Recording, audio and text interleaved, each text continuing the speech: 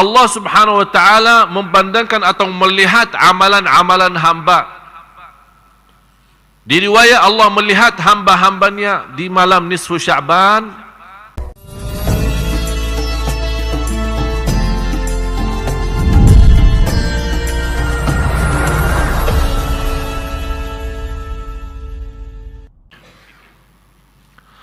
Perbedaan pendapat itu salah satu hikmah dan sunnatullah.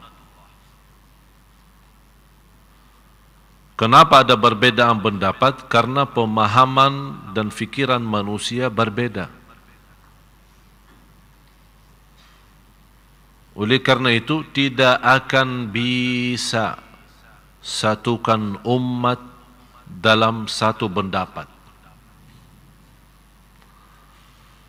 Yang bisa disatukan dalam satu pendapat kalau sudah ada jelas-jelas perintah atau larangan dalam ayat maupun dalam hadis.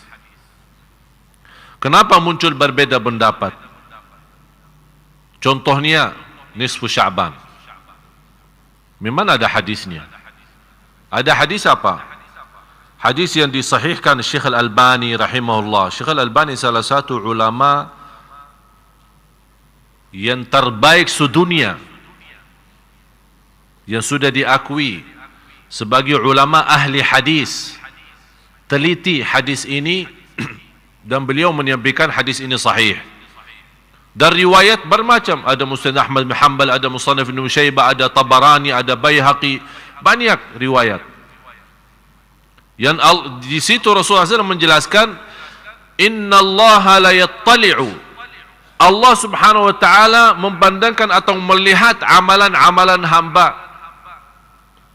Di riwayat Allah melihat hamba-hambanya di malam nisfu Sya'ban, dan Allah mengampuni semua dosa-dosanya kecuali dua orang. Yang pertama, yang berbuat syirik, itu tidak diampuni Allah SWT. Kalau dia taubat, ya jelas dengan taubat Allah ampuni. Yang kedua, musyahin. Musyahin itu seorang penahan marahannya atau penahan dendamnya. Atau termasuk juga orang-orang yang suka menebar fitnah. Adu domba, isu orang sana, isi sana. Jadi perbuatannya tidak sesuai, malah dia memfitnahkan supaya ini berpisah umat, berpecah umat. Ini juga termasuk orang yang tidak diampuni Allah Subhanahu wa taala. Jadi lewat hadis ini jelas-jelas menyampaikan keutamaan dan kemuliaan malam nisfu Sya'ban. Di situ ini hanya satu-satunya hadis dalam bermacam riwayat. Disitulah muncul perbedaan, karena malam nisfu Sya'ban malam utama atau malam agung. Di situ Allah mengampuni dosa-dosa hambanya. Boleh enggak menghidupkan malam ini dengan salat malam? Ini muncul perbedaan. Kenapa muncul perbedaan? Karena memang tidak ada hadis yang kuat seperti ini yang menjelaskan jagalah salat malam di nisfu Sya'ban. Kalau memang tidak ada hadis yang memerintahkan menghidupkan nisfu Sya'ban dengan salat malam, boleh enggak kita lakukan? Jawab. Kenapa boleh tapi tidak ada perintah? Tidak ada larangan. Kenapa tidak ada larangan? Karena Rasul sudah menjelaskan keutamaan malam nisfu Sya'ban yang kita sudah sepakati hadisnya sahih. Kalau memang ada selebih itu, ini kan kewajiban, ini tugas Rasul. Kalau ada lebih daripada itu yang tidak boleh dilakukan, pasti Rasul tidak akan diam. Bisa Rasul berkata, malam nisfu Sya'ban memang malam agung, diampuni Allah dosa semua hambanya kecuali musyrik dan musyahin. Tapi jangan-jangan lakukan salat malam. Kalau tidak ada jangan-jangan di sini, inilah yang membuat muncul perbedaan pendapat. karena malam itu adalah malam agung, apakah boleh kita menghidupkan? Ada yang baca Quran, ada yang salawat, ada yang zikir, ada yang salat malam. Yang punya dasar, alasannya Rasul tidak lakukan, silahkan. Anda tidak mau lakukan dengan dasar Rasul tidak lakukan salat malam khusus di malam nisfu Sya'ban, ya silahkan Anda tidak usah salat malam. Ini Anda punya dasar kan? Tapi tidak boleh Anda mengingkari orang lain salat malam. Karena Rasul sendiri tidak pernah ingkari. Rasul sendiri tidak pernah melarang. Yang mau salat malam silahkan, yang mau tidur, ya silahkan. Kenapa diributkan? Ini masalahnya. Apapun bersoalan yang belum disepakati, ini harus difahami Bapak Ibu ya. Hafal ini kalau bisa, bukan hanya difahami, dihafal. Apapun bersoalan dalam fikih tidak disepakati oleh ulama, ijma', faham ijma'? Sepakat. Tak ada satu pun yang keluar dari dana sepakatan itu. Kalau belum ada sepakatan dari ulama, umat itu masih dalam kebebasan. Yang mau A boleh, yang mau B boleh, yang mau D boleh. Tapi, dan juga harus difahami, tidak akan bisa ada sepakatan antara ulama kalau tidak ada ayat dan hadis yang kuat, yang tidak bisa muncul berbeda tafsiran. Kenapa bisa muncul perbedaan? Ini kan ada Syafi'i, Maliki, Hanafi kan? Imam Syafi'i muridnya siapa? Imam Maliki. Tapi kenapa dia berbeda sama gurunya? Karena beda pemahaman. Gurunya bawa Quran dan hadis kan? Imam Syafi'i bawa apa? Injil dan Taurat. Sama, Quran dan hadis. Dia menghormati gurunya, tapi mohon maaf, anak punya pemahaman beda.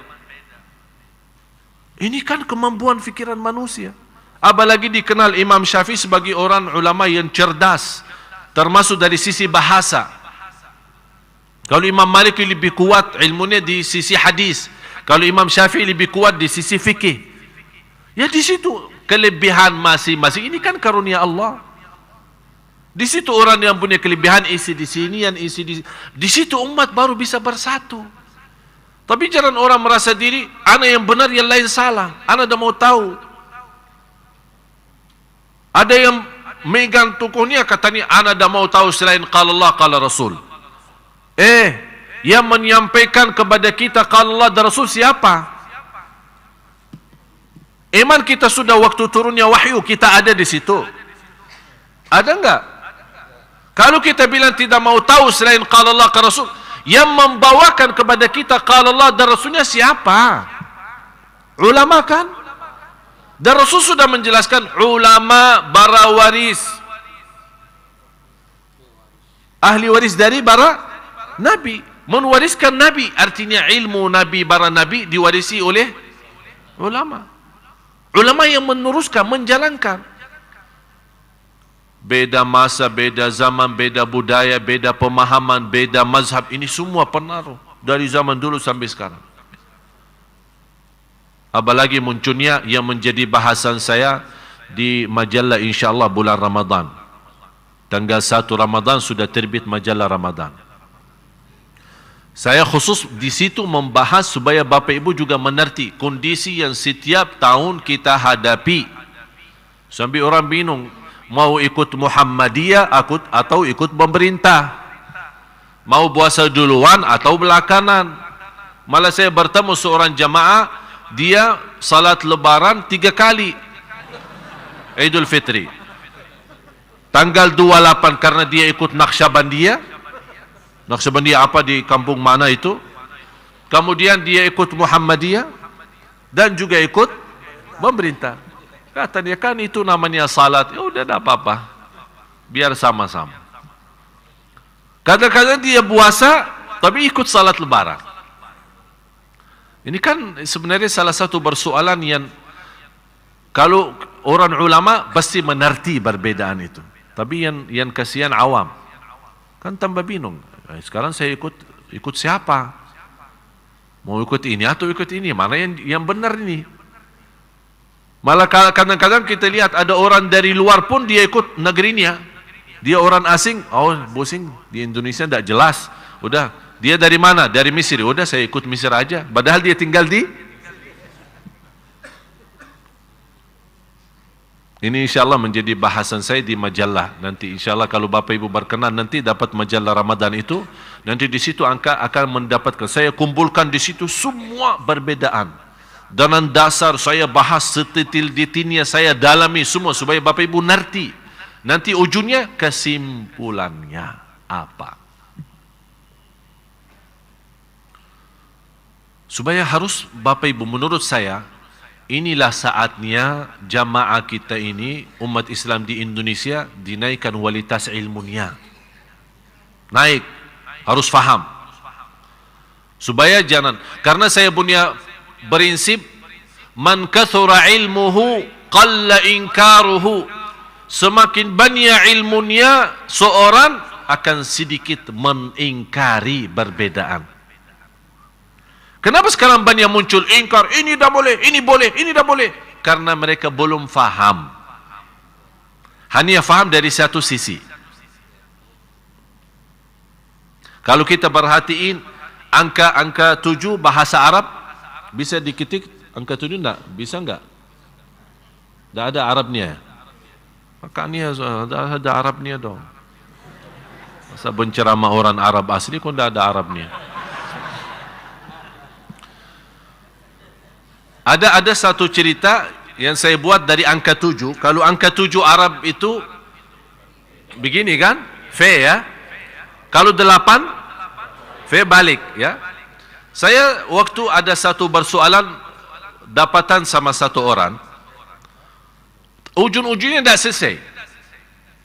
Udah saya bilang begini, saya tulis angka 7 V ya. Saya di posisi di sini, beliau di situ. Pak, tolong bacain 8. Maaf Pak, saya lihat 7. Maaf Syekh salah. 8. Maaf, inti belum faham. 7. Ribut 8, 7, 8, 7. Habis itu dia bosan. Belum faham ya apa yang saya maksud. Enggak. Udah begini. Karena inti megang pendapat ente, ana megang pendapat saya. Tidak akan nyambung. Udah begini aja. Tolong Pak Bindah datang sini tolong sama saya sebelahan. Biar kita jadi sahabat. Begitu dia datang, ayo bacain apa? 7.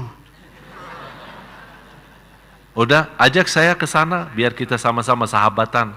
Tapi di sebelah sana, ayo, 8. Ternyata kata inti benar, kata ana juga. Kenapa ribut? Cuma masalahnya perlu kita sedikit memposisikan diri di mana. Padahal sebenarnya dua-duanya benar. Tidak ada yang bawa kufur. Udah yang buat nisfu Sya'ban kafir masuk neraka. Alhamdulillah tidak sampai masuk neraka. Jadi cuma masalahnya ada sedikit. Karena memang tidak ada ayat ya ayyuhalladzina amanu jagalah salat malam nisfu Sya'ban atau tidak ada perintah, tapi di sisi lain tidak ada larangan. Itu aja. Karena di sini inti tidak menerima perintah, saya tidak menerima larangan, karena prinsip Rasulullah SAW ada perintah atau larangan. Dan banyak hal yang lain seperti itu. Dan tidak ada dasar kuat alasannya kita tidak boleh lakukan kecuali yang dicontohkan oleh Rasul. Ada orang berkata, kenapa bikin begini? Apakah dicontohkan oleh Rasul? Saya pernah duduk di masjid megang tasbih. Saya suka kalau megang tasbih, saya suka diam-diam ya. Saya itu mau buat apa tunjukin orang? Pas live di TV ditunjukin tasbihnya. Oh, Masya Allah ahli tasbih. Ya, ahli tasbih sendiri, jangan di hadapan orang. Jadi kalau saya lagi duduk sendiri, suka megang tasbih. Tapi saya tunjukin ke orang. Tapi kebetulan pas ada orang sebelah saya, lihat tasbih. Langsung negur saya. Mohon maaf Syekh, saya rasanya tidak enak. Apa? Tasbih bid'ah.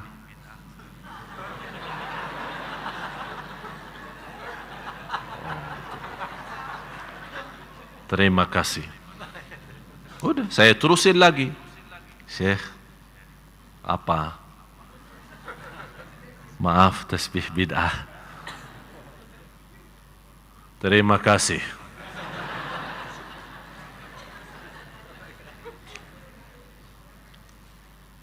Kan kita orang Islam, tak boleh melanggar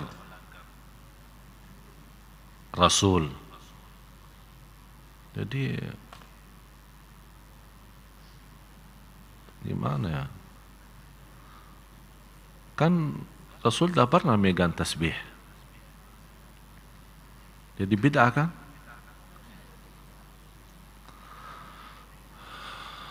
Duduk. Nanti sekarang membuat konsentrasi saya hilang gara-gara. Udah, saya masukin tasbih, ayo duduk.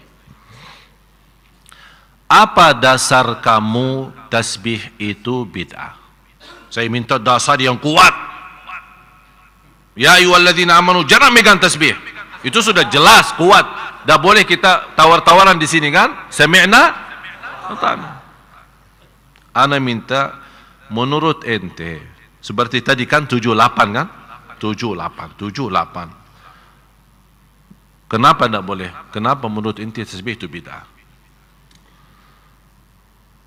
Alasan saya, tasbih itu tidak ada di zaman Rasul.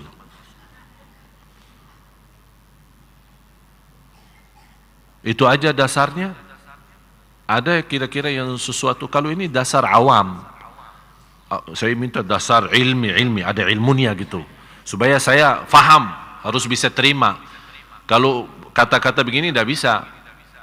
Ya itu dasar saya, karena tasbih tidak ada di zaman Rasul, jadi sekarang munculnya tasbih jadi bid'ah. Udah saya jawab dengan prinsip yang sama.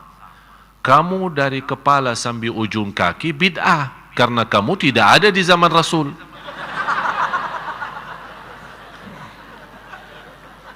Kan prinsip yang sama. Apakah ini bisa jadi dasar? Banyak hal yang tidak ada di zaman Rasul. Banyak. Dalam hal ibadah maupun di luar ibadah.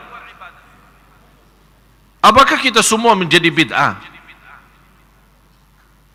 Harus kita fahami kondisi kita Bapak Ibu. Apalagi perbedaan mazhab, perbedaan pemahaman. Itu kita harus waspada, memahami semua. Dan soal tasbih, di zaman Rasul, kata siapa dah ada tasbih? Ada di zaman Rasul tasbih. Salah satu istri Rasulullah SAW bertasbih, tapi bukan tasbih yang kita kenal sekarang. Dulu tasbihnya mereka dengan batu. Rasulullah SAW melihat seorang istrinya, begitu Rasul keluar subuh, kemudian salat subuh, balik lagi. Ini di hadis Sahih Bukhari Muslim. Rasulullah SAW balik lagi, melihat istrinya di tempat tadi tidak berubah dan masih teruskan tasbihnya. Kata Rasul, dari tadi kamu masih berzikir? Dia lagi megang batu. Kata istrinya, ya Rasulullah. Kata Rasulullah SAW, saya setelah kamu mengucapkan 3 kali sebuah kata, kalau ditimbang di sisi Allah jauh lebih berat 3 kali yang saya ucapkan daripada sepanjang kamu duduk baca zikir itu. Subhanallah wa bihamdih adada khalqih wa ridha nafsih wa zinata arshih wa midada kalimatih. 3 kali. Ulama menambil dari hadis ini, Rasul menegur istrinya soal zikir. Memberikan zikir yang simpel, yang sederhana, tapi pahalanya lebih besar daripada sepanjang dari subuh sampai terbit matahari. Tapi Rasul tidak membahas soal batu yang dimegang sama istrinya. Ulama mengambil kesimpulan, Imam San'ani, salah satu ulama Ahlus Sunnah yang besar di Yaman, beliau menyampaikan, karena Rasul tidak mengingkari memegang batu dan zikir dengan batu, tidak ada perbedaan dengan batu yang tertumbah sama batu yang tersusun. Batu yang tertumbah sama batu yang dimaksud ya tasbih. Yang sekarang kita namakan tasbih. Katanya Rasul kalau berzikir tidak pernah megang tasbih, beliau bertasbih dengan tangan. Sekarang bertanya saya, ya Allah pusing kadang-kadang. Bertanya saya, yang sekarang bertasbih dengan tasbih, dia baki tangan atau baki kaki? Baki tangan atau baki kaki?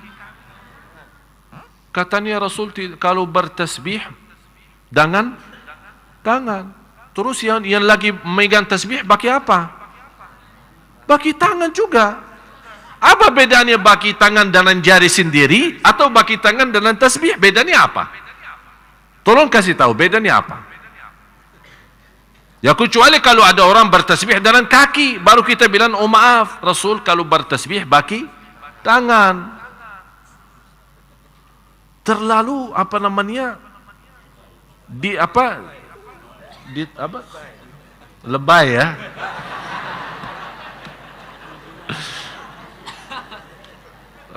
Bapak Ibu, ada satu kaidah Rasulullah SAW punya prinsip.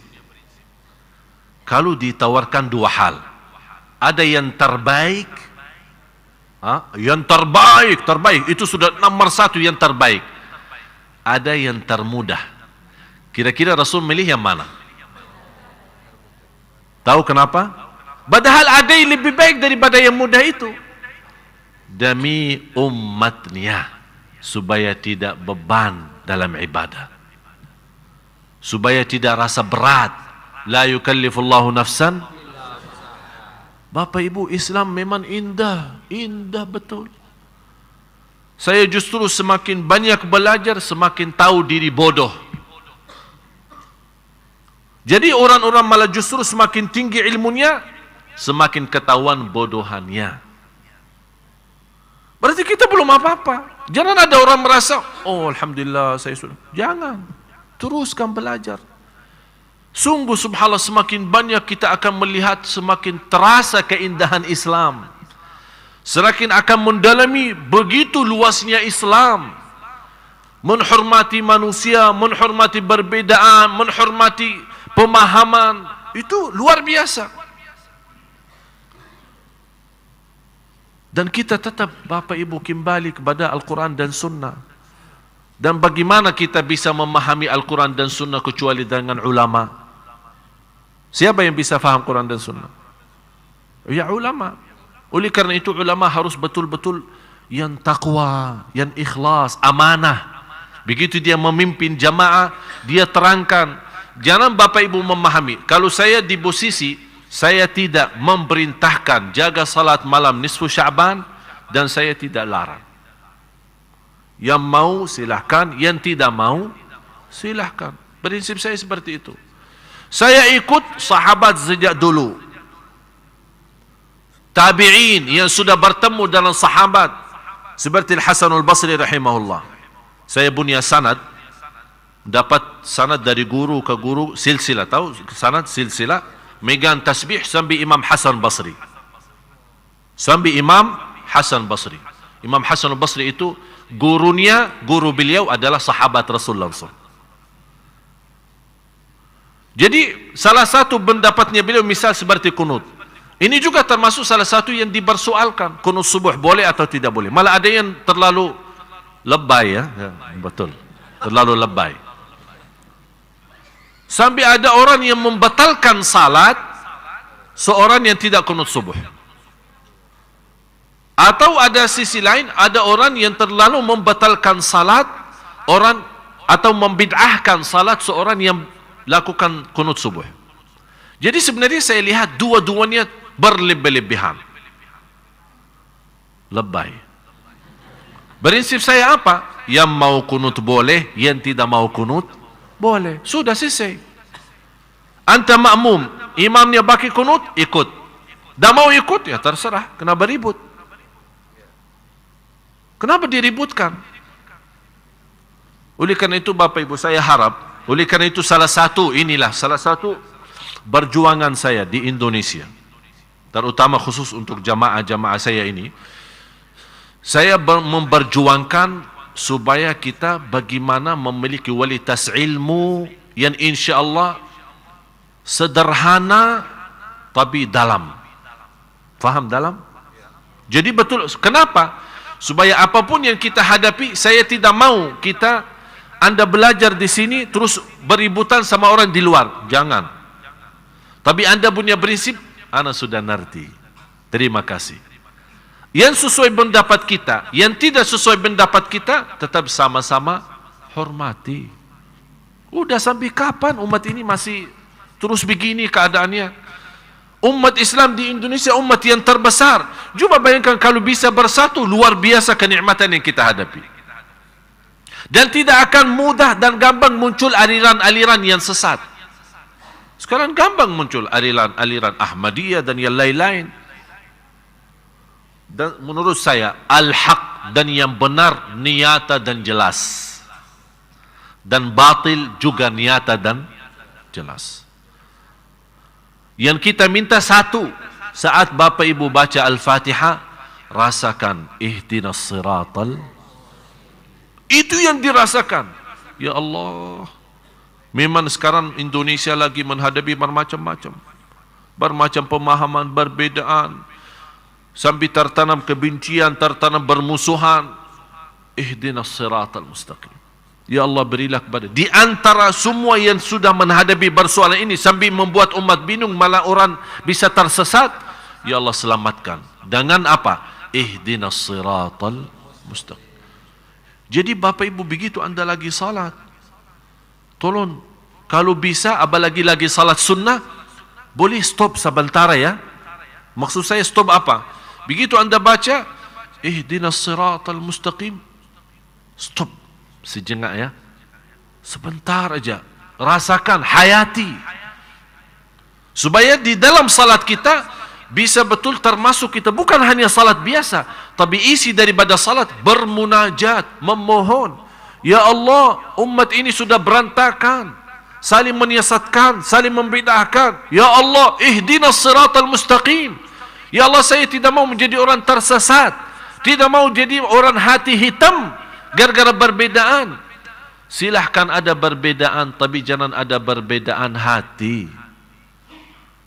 Hati ini harus terjaga. Yang kita sudah tahu, seorang yang jaga hatinya, jaga perasaannya sama orang lain, Allah masukkan dia surga.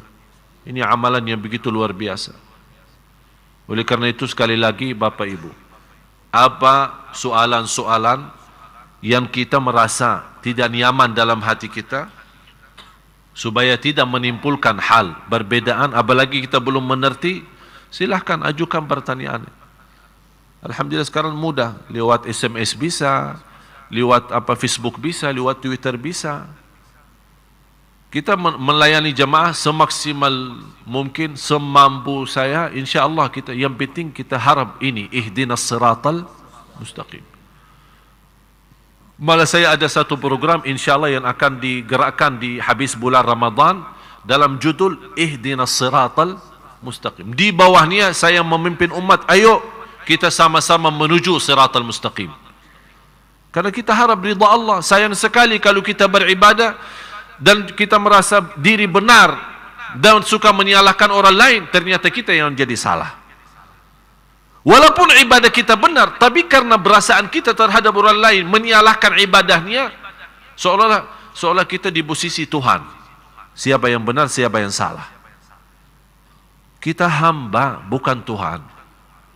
Masalah ibadah benar atau salah urusannya sama Allah. Bisa orang salah ibadah tapi niatnya baik, Allah bisa terima. Bisa orang benar ibadahnya tapi orangnya riya, tidak ikhlas, ditolak. Jadi masalahnya di sini bukan masalah kita yang benar atau tidak, masalahnya petunjuk, taufik. Ini kuncinya, taufik dari Allah. Itu yang kita selalu jaga. Oleh karena itu mari kita sama-sama berdoa. Minta betul-betul bersama, buka hati, tunjukkan hajat dan kemiskinan kita kepada Allah Subhanahu wa taala lewat doa. Kita harap kunci taufik malam ini, insya-Allah Bapak Ibu semua mendapatkan kunci taufiknya. Kalau kita bisa dapat kunci taufik, subhanallah, semuanya lancar. Dunia lancar. Ini taufik tidak bisa terikat dalam hal ibadah saja. Dalam rumah tangga memerlukan taufik, dalam urusan dunia memerlukan taufik, dalam belajar perlu taufik. Dalam perjalanan menuju ke rumah, pulang ke rumah, datang dari rumah ini memerlukan taufik. Supaya tidak salah jalan, tidak nyasar, tidak apa. Ini semua akan perlu taufik. Itu yang dimaksud hidayah yang tertinggi, yang diharapkan oleh semua orang, termasuk ulama, para awliya, para salihin, adalah hidayah taufik. Yang dimaksud dalam firman Allah, ihdinas siratal mustaqim. Nabi kita, Nabi SAW memohon itu. Ihdinas siratal mustaqim. Oleh karena itu sekali lagi kita bersama-sama doa. Dan semua yang ke depan, Bapak Ibu yang berminat, berkenan membantu dakwah kami, saya menyampaikan ribuan terima kasih. Bukan saya senang karena Anda membantu dakwah, tapi saya yakin Anda nanti akan rasakan senangnya karena alhamdulillah dakwah kami betul-betul tidak ada yang salah guna, semaksimal mungkin menjadi berguna bagi umat. Oleh karena itu support dakwah kami, support dengan doa. Ada masukan, ada nasihat, kami terima, silahkan. Yang mau datang sini, mau ketemu di rumah, silahkan. Kami terbuka lahir batin untuk semua jamaah. InsyaAllah supaya kita yuk sama-sama, mari kita tuliskan nama kita di hadapan Allah menjadi orang yang menyebarkan cahaya Allah di bumi. Kita tidak tahu siapa di antara kita yang meninggal hari ini atau besok. Tidak ada yang tahu. Oleh karena itu bahagia Bapak Ibu kalau kita bisa mendapatkan nama kita di hadapan Allah. Coba bayangkan rasanya, kebahagiaannya kalau kita di hari kiamat dipanggil, Bapak Ibu, marilah Anda terpilih menjadi orang yang memperjuangkan agama Allah. Luar biasa. Jadi tidak boleh kata kalau saya di dalam kamus saya selama di Indonesia tidak ada kata tidak bisa. Dan saya yakin semuanya Bapak Ibu bisa. Ada yang bisa dengan merasa tidak punya ilmu banyak, tapi insya Allah dengan rezeki yang ada dia bisa. Dengan ucapan yang baik dia bisa. Dengan doa dia bisa. Dengan hati yang ikhlas dia bisa. Dan semua saya yakin semuanya bisa. Masing-masing punya kelebihan. Saya tidak minta semuanya, tapi lebih baik banyak ikhlas daripada sedikit tidak ikhlas. Betul ya? Mari sama-sama kita berdoa.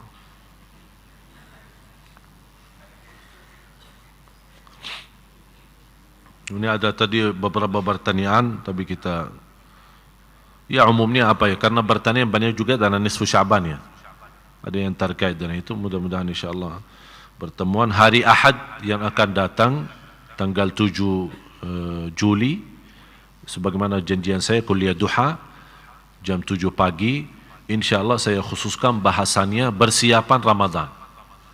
Apa yang wajib kita penuhi, amalan-amalan, fikih-fikihnya, supaya kita masuk dengan ibadah yang mantap, supaya tidak ada yang keliru dan supaya betul-betul kita manfaatin. Karena kita tidak tahu Bapak Ibu, Ramadan yang akan datang, Anda sendiri tahu, tahun kemarin ada keluarga kita, ada jamaah kita yang bersama kita, tapi tahun ini sudah dipanggil oleh Allah duluan. Kita tidak tahu. Oleh karena itu saya selalu berdoa, mudah-mudahan Bapak Ibu panjang umur, ketemu bulan Ramadan sampai habis, InsyaAllah dalam keadaan sehat walafiat dan iman. Oleh karena itu maksimalkan Ramadan, belajari sebelum masuk Ramadan, harus bersiapan belajar. InsyaAllah kuliah duha hari Ahad tanggal 7 Juli khusus saya membahas soal Ramadan, supaya insyaAllah kita bisa menyampaikan hajat-hajat kita, supaya Ramadan kita menjadi insyaAllah lebih baik daripada yang lain. Dan khusus untuk ibu, mohon maaf saya tadi lupa nama ibunya, Ibu Eni ya. Ini ada seorang jamaah yang sebenarnya beliau aktif dari Bogor. Beliau aktif sekali datang ke masjid ini, tapi tiba-tiba karena stroke, jadi kasihan beliau tidak sampai saya telepon beliau, nangisnya luar biasa. Jadi kita doakan beliau semoga Allah subuhkan, Allah hitungkan, dan kelebihan orang sakit satu, semua amalan ibadah selama dia sehat, karena dia tidak bisa laksanakan dalam kondisi sakit, Allah tuliskan ibadah